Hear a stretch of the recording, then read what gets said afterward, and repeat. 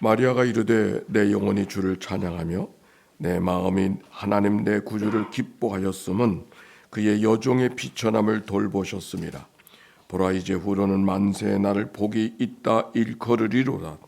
능하신 이가 큰 일을 내게 행하셨으니 그 이름이 거룩하시고 긍휼하심이 두려워하는 자에게 대대로 이르는도다.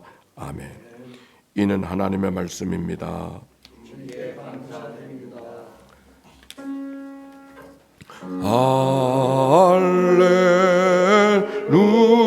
할렐루야 할렐루야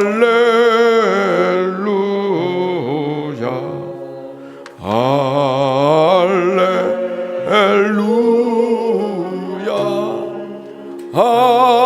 할렐루야.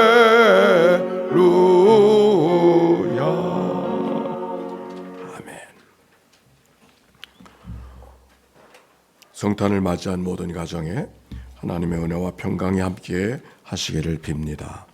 오늘 성경의 말씀은 성령으로 잉태한 마리아가 세례 요한의 어머니 엘리사벳을 만나는 장면입니다. 아직 출산하기 전에 배가 불러오는 그 여정 속에 마리아가 먼 길을 걸어서 엔켈렙이라고 하는 예루살렘 근방에 있는 산골 동네 엘리사벳의 동네를 찾아가서 서로 만납니다. 그때 마리아가 기쁨으로 하나님께 노래하고 있습니다. 46절의 말씀 같이 읽어볼까요? 시작. 마리아가 이르되 내 영혼이 주를 찬양하며 내 마음이 하나님 내 구주를 기뻐하였음은. 이 마리아가 기쁨의 표현을 하고 있는 겁니다. 오늘 말씀 앞에 마리아는 이미 성령으로 충만하였음을 성경이 적시하고 있습니다. 성경은 성령으로 충만하였을 때 그가 어떤 찬송을 하고 있는가를 이야기하고 있는 거죠. 기쁨의 찬송을 하고 있습니다. 세상에 더 없는 기쁨으로 충만한 이 마리아, 성령으로 충만하면 그럴 수 있는 것입니다. 그런데 마리아의 기쁨의 이유가 무엇인가? 48절 이렇게 말합니다. 그의 여종의 비천함을 돌보셨습니다. 보라 이제 후로는 만세의 날을 복이 있다 일컬으리로다. 여종의 비천함을 돌보아 주셨기 때문에 기쁨이 있음을 말씀하고 있습니다. 여종의 비천함을 돌보셨다는 말씀이 무엇인가? 이 짧은 구절 속에 마리아는 자신이 비천한 여인임을 숨기지 않습니다. 비천한 인생에도 불구하고 종의 인생을 살고 있음에도 불구하고 자기의 비천함을 숨기지 않을 수 있었던 것이 바로 대단한 모습인 것이죠. 더욱이 그 비천한 여인을 통해서 이루어가실 하나님의 역사를 바라보면서 기뻐하고 있는 모습이 오늘 성경에 있는 말씀입니다. 이 말씀을 잘 들여다보면 내가 무엇이 된다고 하는 것 때문에 기뻐하는 것이 아니라 비천한 이 인생을 통해서 이루실 하나님의 일들을 이야기하고 있는 거예요. 어쩌면 이 마리아는 임신의 문제로 지금의 비천함보다 더 사람들에게 손가락질 받는 비천함이 이를 수 있을지 모릅니다. 그러나 그건 중요하지 않아요. 그래도 기뻐할 수 있는 것은 49절에 있습니다. 능하신 이가 큰 일을 내게 행하셨으니 그 이름이 거룩하시며. 능하신 이의 일이요 그의 이름이 거룩함을 받는 것이기 때문에 그는 기뻐하고 있는 겁니다.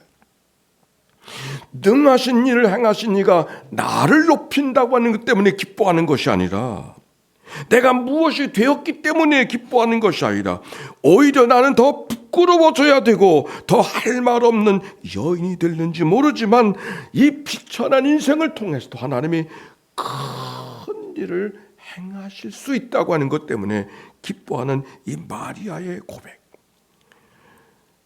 비천한 마리아를 통해서 하나님이 하실 큰 일을 이야기하기 시작했습니다. 50절 긍휼하심이 두려워하는 자에게 대대에 이르는도다.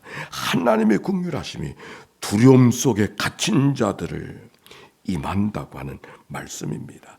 다른 말로 큰 일을 행하신 하나님 때문에 두려움 속에 갇힌 사람이 더 이상 두려움 속에 머물러 있는 것이 아니라 다른 삶을 살아가게 될 것이라고, 하나님의 긍휼하심이 그에게 임할 것이라고 하는 말씀입니다. B.J. 필립스라고 하는 사람이 쓴 책에 네 하나님이 너무 작은 하나님이다, 그런 책이 있습니다. 우리가 보통 마음속에 경험하는 하나님은 어떤 하나님? 자비로우시고 인자하시고 인격적인 하나님이기보단 경찰관 같은 하나님, 감옥에 집어넣는 하나님, 잘못한 사람을 때리고 책망하는 그런 하나님, 상자 속에 갇힌 하나님, 엄하신 하나님, 꾸짖는 하나님, 이런 생각. 그 많은 하나님에 대한 부정적 생각은 자기가 살아오면서 가졌던 부정적인 아버지에 대한 생각이 하나님으로 투영되어져 하나님도 마치 그런 하나님처럼 생각하는 그런 일들. 그러니까 하나님은 늘 두렵고, 하나님은 멀리 계신 하나님이고, 하나님은 나와 별로 상관없이 계신 그런 하나님처럼 두려움 속에, 무서움 속에 있는 그런 삶일 때가 많이 있는 것이죠. 그런데 여기 오늘 성경에 있는 하나님, 비천한 가운데도 비천한 사람을 통해서 이루어 가실 그 놀라우신 하나님은 그런 두려움의 하나님이 아닌 게요, 그의 팔로 힘을 보이사 마음의 생각이 교만한 자를 흩으시고 권세 있는 자를 내리치고 비천한 자를 높이시고 줄이는 자를 배불리시고 부자를 빈손으로 보내시는 하나님, 샬롬의 세상을 만들어 주신 하나님, 하나님의 평화의 세상으로 온전하게 다스려 주시는 그런 하나님을 마리아가 고백하고 있는 거예요. 오늘 말씀을 생각해 보니까 고린도전서 1장 23절, 우리가 십자가에 못 박힌 그리스도를 전하니 유대인에게는 거리끼는 것이요 이방인에게는 미련한 것이로되 미련한 것들을 택하사 지혜 있는 것을 부끄럽게 하신 십자가 역사를 통해서 구원의 은총을 허락하신 하나님의 은혜를 기억하게 하는 말씀이에요, 오늘 말씀. 그래서 세상의 어떤 육체도 하나님 앞에 자랑하지 못하게 하시는 하나님, 비천한 여정을 통해서 이루어 가실 하나님의 역사를 이야기하고 있는 겁니다. 요즘에 나라 때문에 걱정이 많으시죠? 과연 이 나라가 어떻게 될 건가?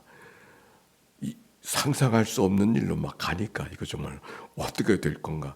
미국에서 어느 신문에서는 한국의 탄핵의 정치 산막이 지금 시작됐다고 이렇게 말하기도 한다는 뉴스를 들었습니다. 그러나 우리의 눈에는 어떤 세상이 할지라도 큰 일을 행하신 하나님은 모든 것을 샬롬의 세상으로 다스리실 하나님을 기대하시기를 바랍니다.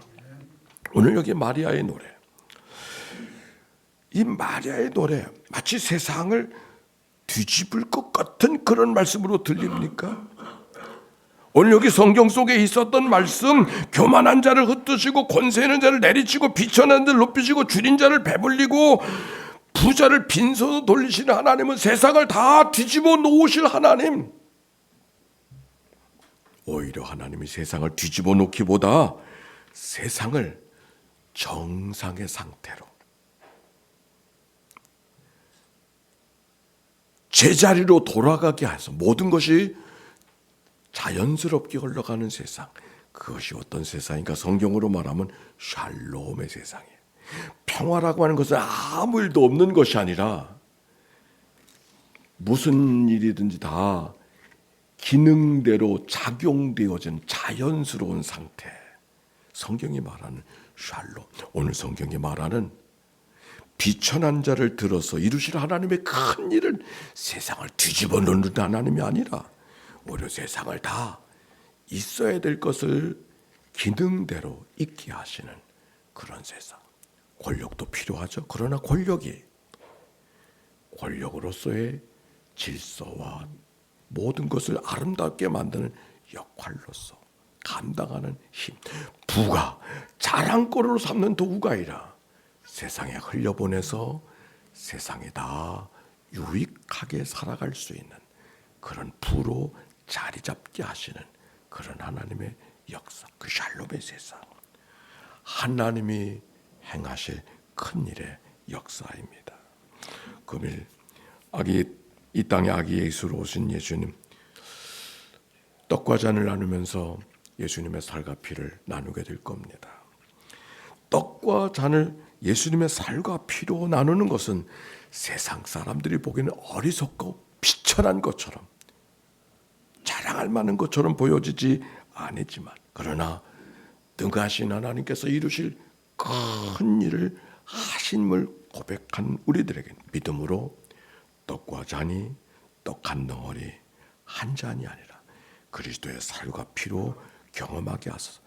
죽은 나로 살게 하시고 병들었던 나로 치료하게 하시고 실망과 좌절 속에 있는 나로 새로운 소망과 생명을 갖고 살아가도록 하시는 하나님의 능력이 되게 하시는 줄로 믿습니다. 오늘 이 성찬에 여러분을 초청하면서 예수 그리스도 안에 승리의 삶을, 이제는 내가 사는 것이 아니라 내 안에 그리스도가 살아가는 또 한 주간 새해가 되시기를 주의 이름으로 축원합니다.